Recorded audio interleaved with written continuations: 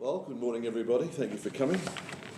We meet today in a city known for its strength, in a country with citizens known for their courage. And we've never needed more courage and resilience with the crisis facing Australia. Today I want to just run through a few things which I think the public should be aware of and they're right to know. But before I do, I want to pay homage to Craig Kelly and the excellent leadership he's provided the nation. He's been the primary person responsible for what it is today, 46,000 Australians joining our party. And it's pretty clear that within the next month we'll have the largest membership of any political party in Australia. And certainly in my 50-year experience in politics as a former director of the Nationals, the Liberal Party, and a life member of those parties, I've never seen or experienced so many people join a party so quickly. I think when we set up the LNP, the most people that joined the party was 685 in one day. When Craig Kelly announced that he was our leader in the party, our membership went up by 5,000 people in 24 hours. So that's an indication that people in Australia are not happy. They're not happy with their politicians. They're not happy with what they're doing. But today I want to talk about John Skerritt from the TGA. I want to respond to an article that was written by David Crowe in the Sydney Morning Herald on Friday, where he said that the TGA was considering legal action or criminal charges against our leader, Craig Kelly, for a tweet that he put out. And that tweet was authorised, he authorised the tweet on behalf of the United Australia Party, and as chairman of that party, I'm here now to explain to you what it was. First of all, what was tweeted was a copy of the TGA's own report, which I think has all been circulated here. You've got a copy of it. It was a government report. So it's an extraordinary situation where you've got a member of the Australian House of Representatives being attacked for doing nothing more than circulating a government report. First of all, the United Australia Party welcomes any legal action against Mr Kelly. We look forward to it as an opportunity when John Skerritt himself can be subpoenaed, can be asked the questions about the 483 Australians that have died after having the vaccine, can be asked to say for the court and for the Australian people what were their causes of death and what did the TGA do to investigate that and why is it justified to continue the rollout. Secondly, we can ask Mr Skerritt on oath about the 46,000 adverse reports that his office has received, about what he's done about it. And thirdly, we can raise the question of how he's threatened media owners with the cancellation of advertising if journalists publish anything to do with a contrary view of the government, and his attack on the freedom of speech. There'll also be a great opportunity to subpoena Greg Hunt, to bring him before the courts so he can explain his actions as a minister. Of course, Craig Kelly has nothing to fear from circulating an Australian government report. He has nothing to fear or be intimidated about the resources. He has the resources to defend himself. He has the resources to expose what's happening with the TGA. And a serious question has got to be asked with Mr Skerritt, who's responsible for regulating drugs in this country. When we see him in a white coat on television promoting vaccines, is a serious conflict of interest between a regulator promoting a company's product. So we look forward to the United Australia Party with John Skerritt being true to his word, commencing a legal proceeding to allow the real relevant evidence to be brought before the court. I would also say that on behalf of the party, we'll be standing candidates in 151 seats in the House of Representatives and the Senate. And you've probably seen overnight how Wayne Swan, the President of the Labor Party, has started to tremble and fear that he's got no chance in government. Because there is a great coalition in this country at the moment between the Liberal and Labor parties. They represent the real coalition to deny people their chance at an election time. And he knows that Labor will not become the next government of this country. And we're targeting those seats and we expect to be very successful. Our initial polling indicates that. The overwhelming public support that we've had in membership indicates that. And we'll be moving on in the next 2 to 3 weeks to make a number of serious policy announcements about other areas of the economy besides just concentrating on lockdowns and vaccination policy. We have to think about how we're going to get the economy moving and how we're going to bring Australia back to where it should be, to full employment and freedom across our borders.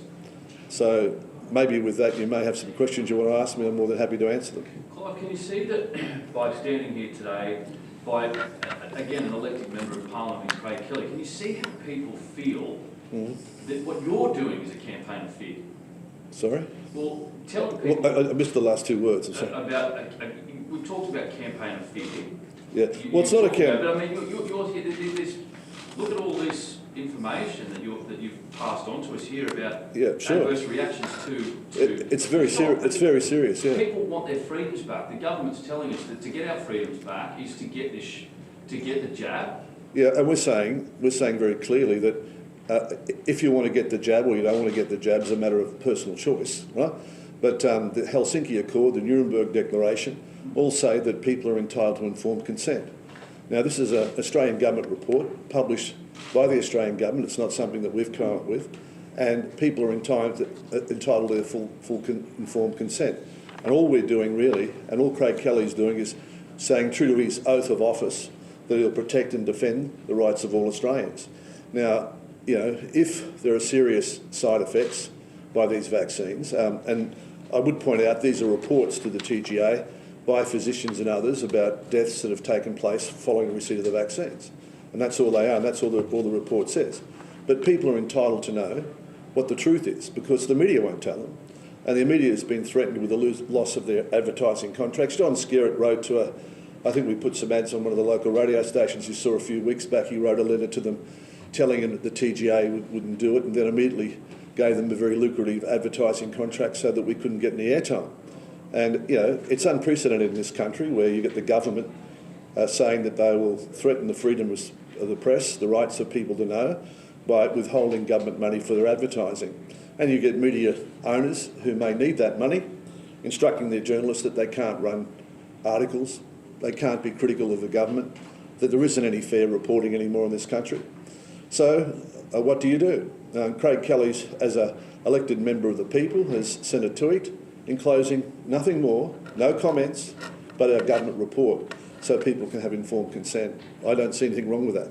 I think it's very commendable, and I'll be certainly supporting Mr Kelly with all my resources, for sure, to defend his right to freedom of speech and the rights of all Australians to make an informed choice. Has John Skerritt, has his lawyers been in touch with you? Have your lawyers been in touch with him, or is it this is all? No, well, John Skerritt and lawyers haven't been in touch with me, or I don't think Mr Kelly, but we've seen the threats that John's made. Right? Certainly, John has written me a letter which I responded to. I think I released that a few weeks ago. But yeah, simple facts are that Mr Kelly hasn't broken any law, that freedom of speech, despite the lockdowns, exists in Australia, that a different point of view should be given. And of course, you know, we know from freedom of information and other reasons that there's been no COVID samples in Australia that they've been able to calibrate testing by, that they've relied on overseas studies and overseas things provided by pharmaceutical companies. And more concerning to me personally is the fact that both Pfizer and AstraZeneca would not allow their products to be sold in Australia unless the Australian government gave them a full indemnity that if they killed anyone or maimed them, they wouldn't be responsible, the government would be. So I find that a very disturbing thing, that the government didn't take the view and say, well, if you're confident in your product, you should stand behind it. Clive, what would you say right now to the people of Sydney, New South Wales? 1,600 cases, 1,800 cases a day, whatever they're up to at the moment. It's horrible what's going on, and there's people dying in hospital. Yeah, well, we've seen people die in hospital. They're not dying of fake disease, they're dying of COVID-19. You're up here today, it's irresponsible. Well, I don't believe that, you know. But what would you say to those business owners that can't open their business because I would say it's terrible. Their Premier's telling them that the only way out is a double jab, and that's what they're being told. Yeah, I'd say that Premier's lying to them. I'd say that she's under an IPAC inquiry, that a particular lobbyist in Sydney controls the Liberal Party in Sydney and has told her that the only way she gets out of that inquiry is if she pushes the double jab, and his clients are AstraZeneca and his clients are Pfizer. That's what I'd say. That's political. What about the business owner that's being told he can't open his doors until he double jabs? If you let me answer your question, I'll answer it. You're just answering with IPAC that's what politics. You asked me. About people that are trying to open their businesses, people that live in border towns that are told they have to double jab. Well, if you don't want me to answer the question, you know, I'll answer the question to start with. That's what I'd tell them, and I'd say that what the Premier's telling them is not true, and that policy they shouldn't be locked down. Businesses should be open, and the government's using this as an excuse to destroy them. And they know that. Do you, do you think that the Premier of New South Wales wants to destroy business? I do. Why would she do that? Because it's her economy.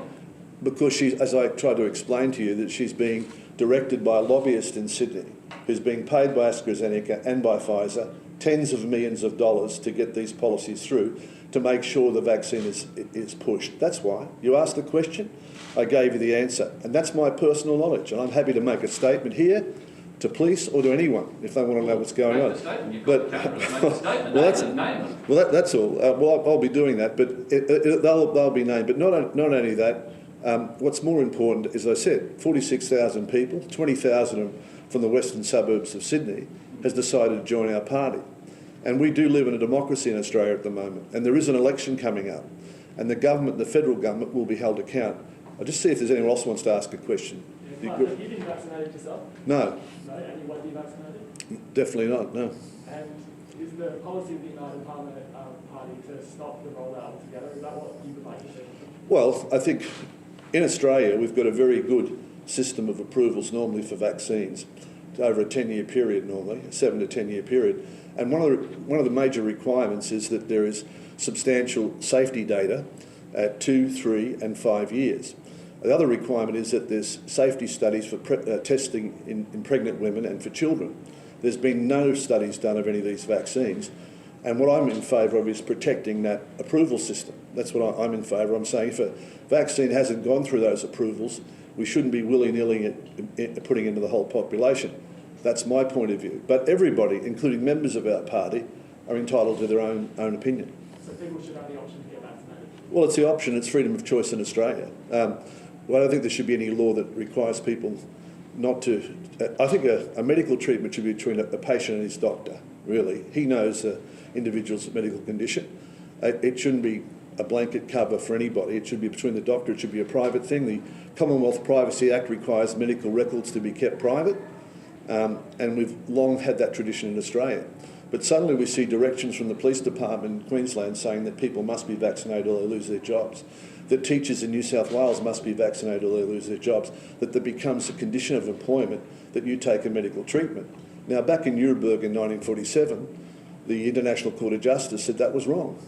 They said that after following the treatments and experimentation that took place in World War II, they said individuals should have the right to decide what goes into their body and what doesn't. Section 51(23)A of the Australian Constitution prohibits coercion in relation to medical practitioners, would stop them from being coerced by any penalty or anything from giving the vaccine. And we see today that there is coercion taking place in our society, and we think it's wrong. And that's why Craig Kelly's got so much support, and that's why there's a big shift coming in the Australian electoral system, and it'll happen at the next election. Who did Queensland Police say they had to have a jab? Sorry? You said Queensland Police had told people not to have a jab. Well, there's a direction from the Queensland Police Commissioner requiring all officers to have a jab. And health workers have been told the same. I understand that. I'm not familiar with that direction. I am with the Queensland Police one. I think it's by the 4th of October for the Queensland Police, so they're not suitable for duty, and I think the nurses are by the end of September. Unions agree with it. Well, they do, and that's the sad thing, because we normally have a diversity of decision of opinion in Australia, and the media has always been famous, the Australian media, for many years, reporting two sides of the argument. And there are two sides of this argument, and people should be informed, and people should have the right to know. And we're saying they're not having the right to know, and they're not having the political choice when you get all of our political parties saying the same thing. And there is good reason not to say it. Now, that's one of the reasons that we're doing what we're doing. What do you think? I'll just check if anyone... I'm happy to answer you, but I'll just ask if there's anyone else got a question they want to ask or not? Yeah, Clive, lots of Australians are complaining about getting spam text messages from Craig Kelly. Can they expect to get more? Well, you'll have to ask him, right? But all I can give you some figures from the other side of the argument. 1,378,000 Australians got access to this report from the spam messages and spent time reviewing it and looking at it, and that's a reality. So I think that's the other side of the argument. Those people thought it was important enough for them to be able to download it or for them to be able to go through it. So, there'll always be diversity of opinion. And of course, what Craig Kelly did was completely legal. When I was in Parliament, the government and the opposition decided that political parties were exempt, that they could send text messages through, and of course the Liberal Party and the Labor Party did that. But they never thought one of the minor parties would have the funds or resources to do that, so they thought it was a great joke. But now they know that other people can follow what their leadership in that area, and that's what we did. How big is the campaign war chest leading to the next federal election? Well, yeah, I'm sure it will be the most well-funded campaign of any of the parties contesting the election. I'm sure we'll be having the most campaign workers, and I'm sure we'll be having the most members. That's how it looks at the moment. And can you reveal any other high-profile candidates you've got your eye on? Well, we will be, but we can't give you all the news in one day. I'd like to give you, but I want to save some news for you for later on, and there is some exciting news coming. That's the big thing. So, with that, I'll thank you all for coming. I hope you've got the press release there, and you've got the TGA report, so you know exactly what was sent. I should just make one comment, and this is the TGA report for the 25th of the 8th. The one that was sent was the week before, right? But the figures are very similar. So it's about a week difference. About a week difference. I think there was 438 deaths, and now there's 483 reported deaths, according to the TGA. We have to rely on them for the information. Thanks very much for your time. All the best.